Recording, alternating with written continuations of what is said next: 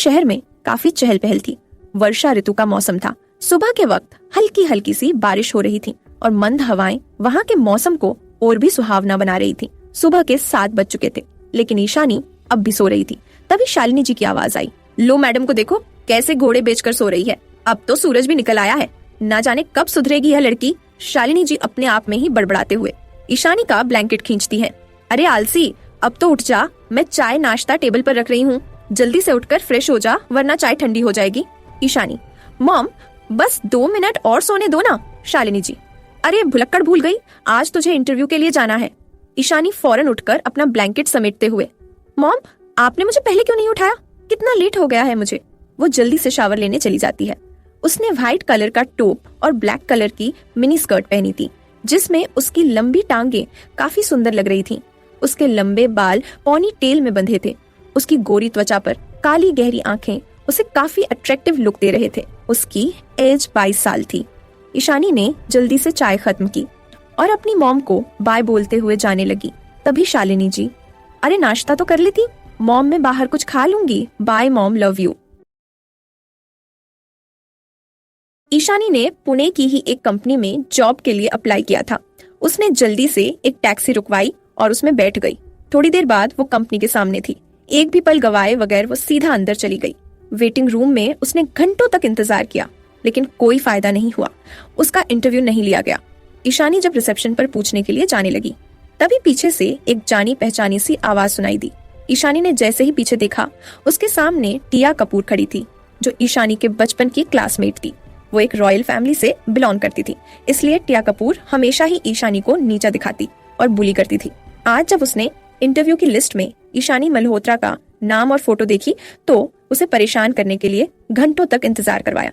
ईशानी ने टिया को इग्नोर किया और पलटकर जाने लगी। तभी टिया ने कहा, अटेंशन एवरीबडी, सब लोग यहाँ आइए, मुझे आप सबको किसी से मिलवाना है। ये है मेरी बचपन की classmate. Oh sorry for teacher classmate. कहने को तो ये मल्होत्रा है, लेकिन जेब इतनी कस्ता। स्कूल में तो फिर भी ठीक था, लेकिन कॉलेज में तो इसके पास एक बड़ा पाँव खरीदने की औकात नहीं थी। और मैडम को देखो, इंटरव्यू के लिए कहाँ आई है। टिया ने पास ही पड़ी एक टेबल से पानी का गिलास उठाया और ईशानी के मुंह पर फेंका और कहा, होश में आओ। ईशानी मल्होत्रा, यहाँ पर जॉब करना तो दूर की बात है, तुम्हारी यहाँ खड़े रहने की भी औकात नहीं है, समझी। ईशानी ने एक जोरदार तमाचा टिया के मुंह पर जड़ दिया और कहा, मिस टिया कपूर, माना के मैं एक मिडिल क्लास फैमिली से बिलोंग करती हूँ, लेकिन तुम्हें ये कोई राइट नहीं है तुम मुझे इस तरह बेइज्जत करो।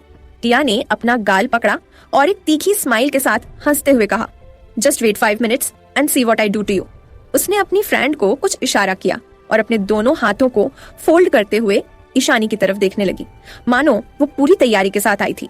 थोड़ी ही देर बाद ईशानी के फोन की रिंग बजने लगी। उस पर नैन्सी का नाम फ्लैश हो रहा था। नैन्सी ईशानी की जुड़वा बहन थी। जहाँ ईशानी एक साधारण सी लड़की थी, वहीं नैन्सी काफी तेज और चालाक थी। उसके महंगे महंगे शौक थे। ऐसे तो वो दोनों जुड़वा थी, लेकिन दोनों के स्वभाव और शक्लें बिल्कुल भी नहीं मिलते थे। पीछे से देखने पर वो दोनों काफी हद तक एक जैसी थीं। ईशानी ने झट से फोन उठाया। उधर से नैन्सी घबराते हुए बोली, दीदी आप जानती है ना, मैंने कितनी मुश्किल से इस बैली डांस कंपटीशन में हिस्सा लिया था। दीक्षा कपूर यानी टिया की भाभी मुझे निकाल रही हैं। उनका कहना है कि अगर आप सबके सामने टिया से माफी मांग लेती है तो वो मुझे नहीं निकालेंगी। प्लीज दीदी हेल्प मी, आप माफी मांग लीजिए ना। ईशानी ने कोई जवाब नहीं दिया। उसने टिया से कहा, आई एम सॉरी टिया। टिया इतराते हुए, अरे गाइस किसी ने सुना, इसने मुझसे माफी मांगी? नहीं ना, ऐसे नहीं अपने घुटनों के बल बैठकर माफी मांगो मुझसे। ईशानी ने वो सब किया जो भी टिया ने उससे कहा। ईशानी कंपनी से बाहर आ गई थी। वो सड़क के किनारे फुटपाथ पर चल रही थी। ईशानी काफी उदास थी। ना जाने उसने कितनी बार जॉब के लिए अप्लाई किया था, लेकिन जॉब नहीं मिली। ईशानी एक नदी के किनारे आकर बैठ गई। तभी शालिनी जी का फोन आया। वो रोती हुई सी बोली, अरे ईशानी बेटा कहाँ हो तुम? तुम्हारे डैड। मॉम क्या हुआ है डैड? तुम्हारे डैड का एक्सीडेंट हो गया है, हम हॉस्पिटल जा रहे हैं, तुम वहीं आ जाना, मैं तुम्हें एड्रेस भेज दूंगी। ईशानी जल्दी से वहां से उठी और भागती हुई सड़क पर पहुंची। उसने एक ऑटो रुकवाया और उसमें बैठ गई। ईशानी के हाथ कांप रहे थे।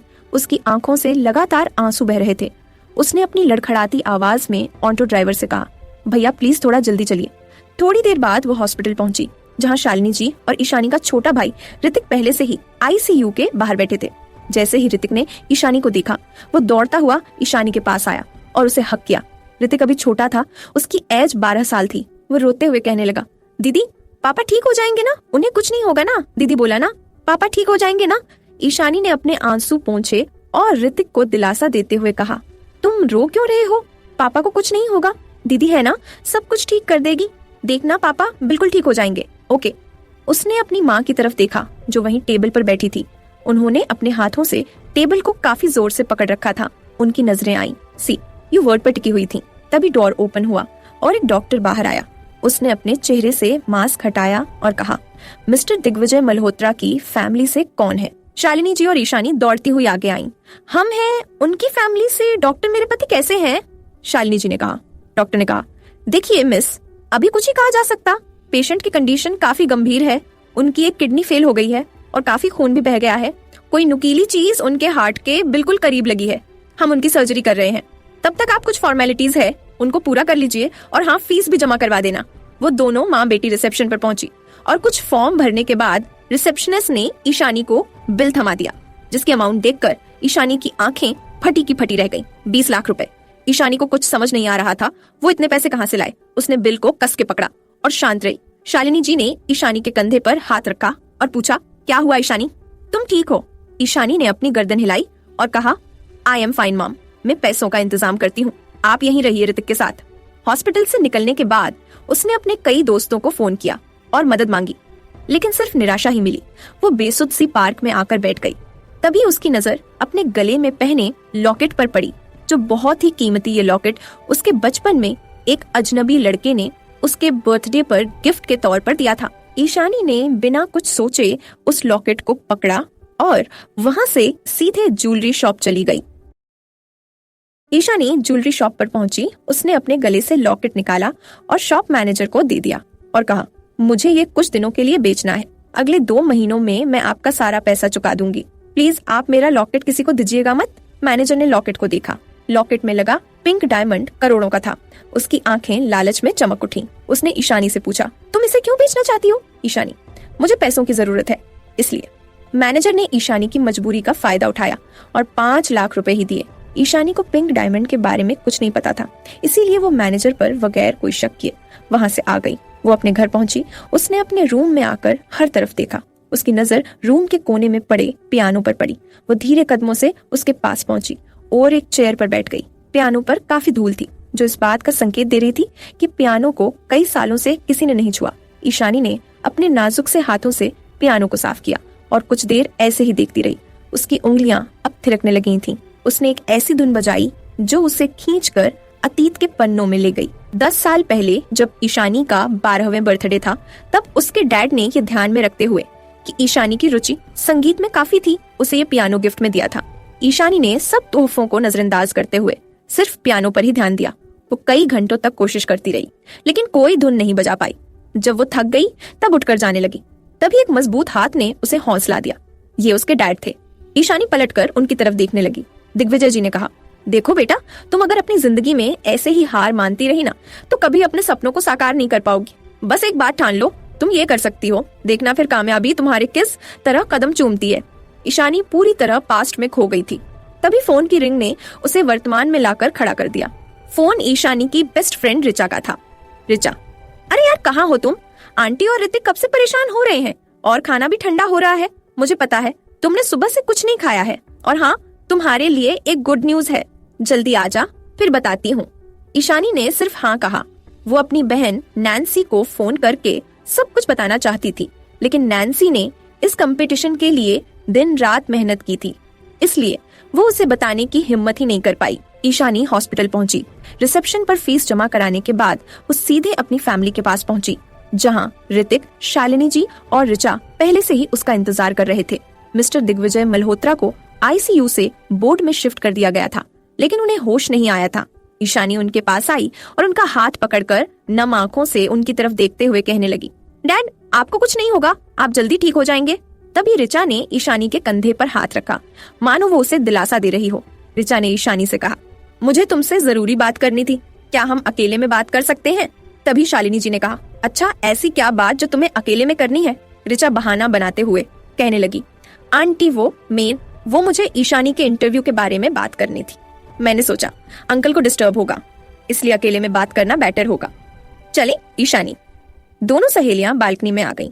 वो शालिनी जी को कोई भी स्ट्रेस नहीं देना चाहती थी क्योंकि उन्हें पी की प्रॉब्लम है। ऋचा ने चहकते हुए कहा, अरे यार, तुम्हारे लिए गुड न्यूज ये है, तुम अंकलेश यादव को तो जानती ही होगी। ऑफ कोर्स वो इतने बड़े फिल्म इंडस्ट्री के डायरेक्टर हैं। उन्होंने अपनी नई फिल्म के लिए एक बड़ा इवेंट ऑर्गेनाइज किया है। उन्हें कुछ डांसर और सिंगर की जरूरत है। इस इवेंट में बड़े बड़े सेलिब्रिटीज पार्टिसिपेट करने वाले हैं और कुछ पॉपुलर डांसर भी। मैं चाहती हूँ तुम भी हिस्सा लो। देखो, मना मत करना। फास्ट प्राइस पूरे 5 लाख का है और अभी तुम्हें पैसों की जरूरत भी है।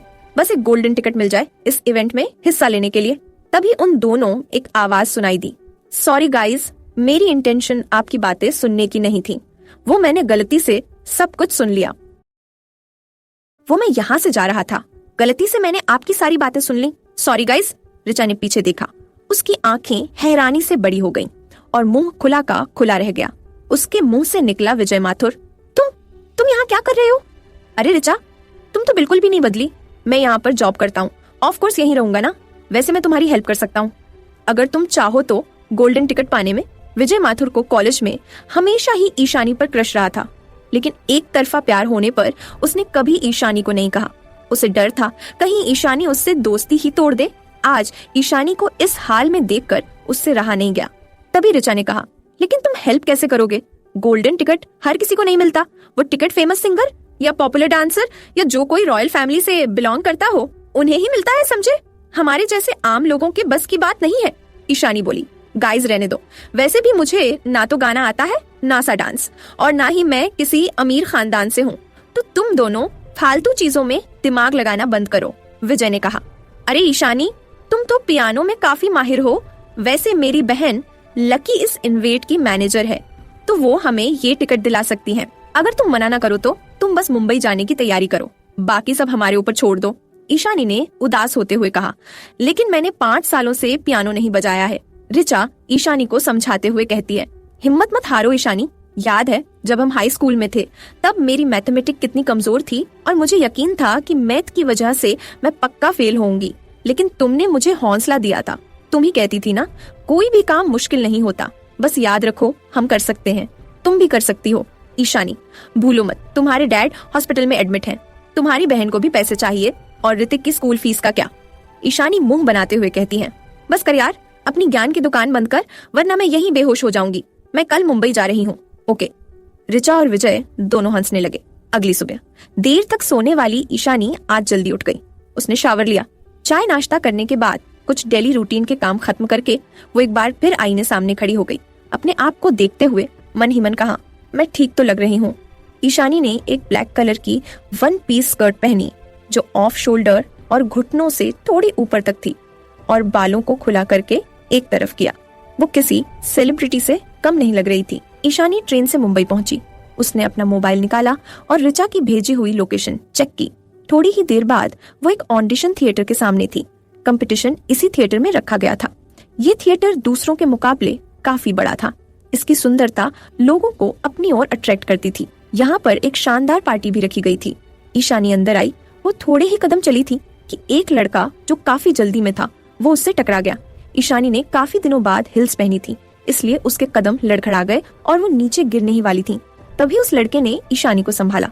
सॉरी फील करते हुए उसने कहा, आप ठीक हो मिस? ईशानी ने कहा, I am fine, thanks help के लिए, वरना हड्डियां ही टूट जाती आज तो। वो दोनों हंसने लगे। तभी किसी की आवाज आई, अभी बीबी तुम ठीक हो? तुम्हें कहीं लगी तो नहीं? अंधी लड़की तुम्हें दिखाई नहीं देता है क्या? तुम्हारी वजह से अभिजीत को लगते लगते बची है।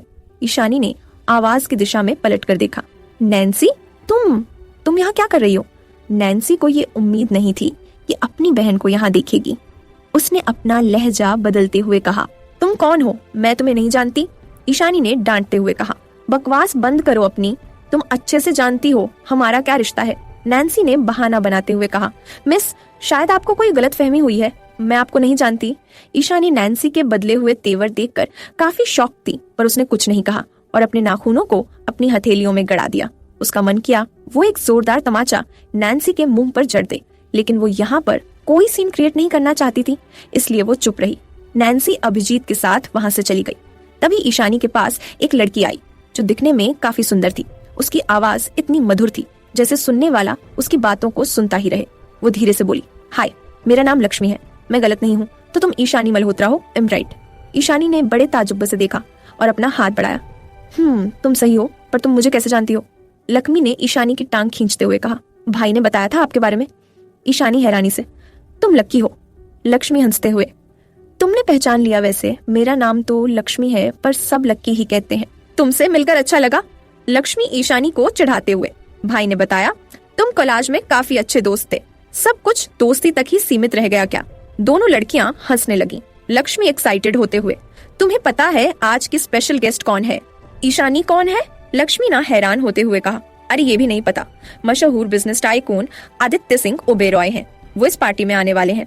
तभी लकी के फोन पर एक मैसेज आया। मैसेज पढ़ते हुए उसकी आंखें बड़ी हो गईं। उसने ईशानी को एक टिकट देते कहा, लो, जिनका नाम लिया वो ही हाजिर हो गए, मुझे उनके वेलकम के लिए जाना होगा, फिर मिलते हैं बे।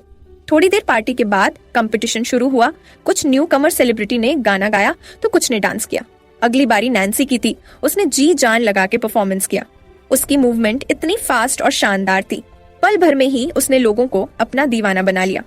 अगले ही पल ईशानी का नाम अनाउंस हुआ।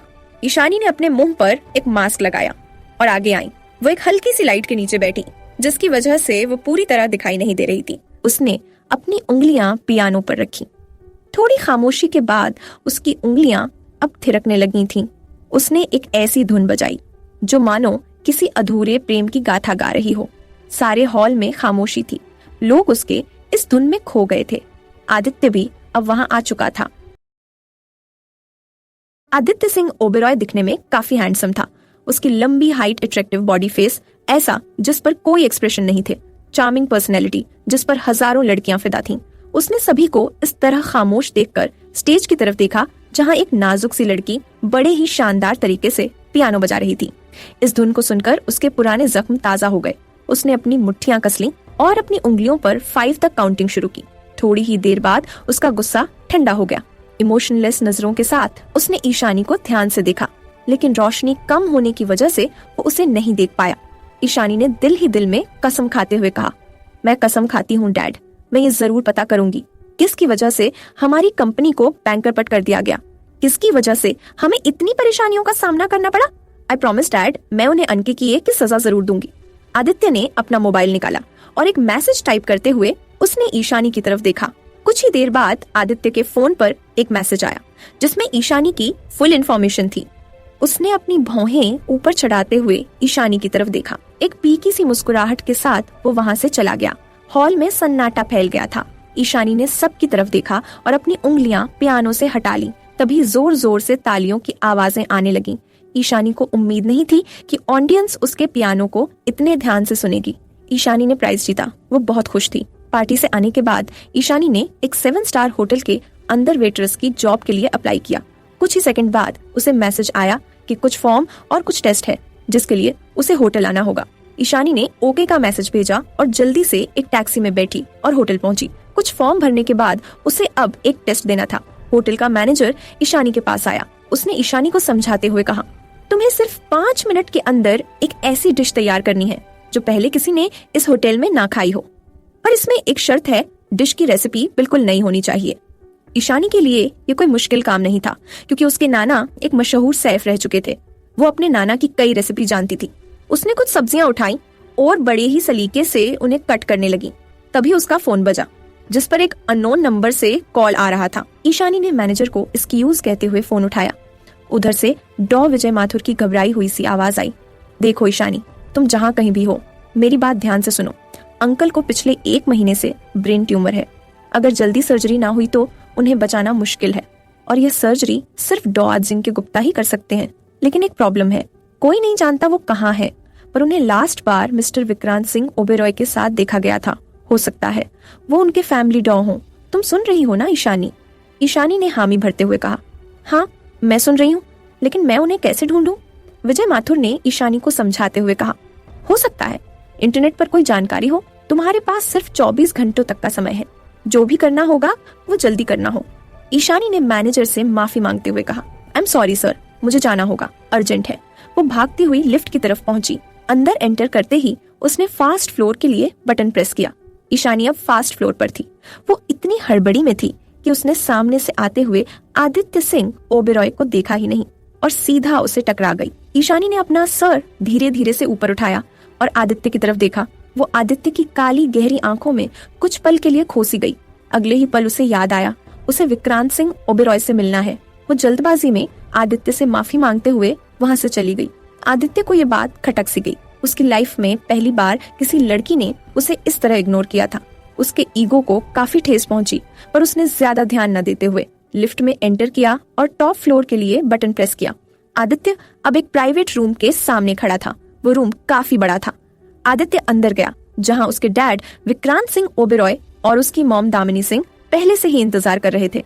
विक्रांत सिंह जी ने एक वाइन का ग्लास उठाया, आदित्य की तरफ देखते हुए कहा, तुम आ गए, हम तुम्हारा ही इंतजार कर रहे थे, आओ बैठो। अरे श्रीमती जी, आप ही समझाइए अपने बेटे को, कब तक ऐसे ही रहेगा?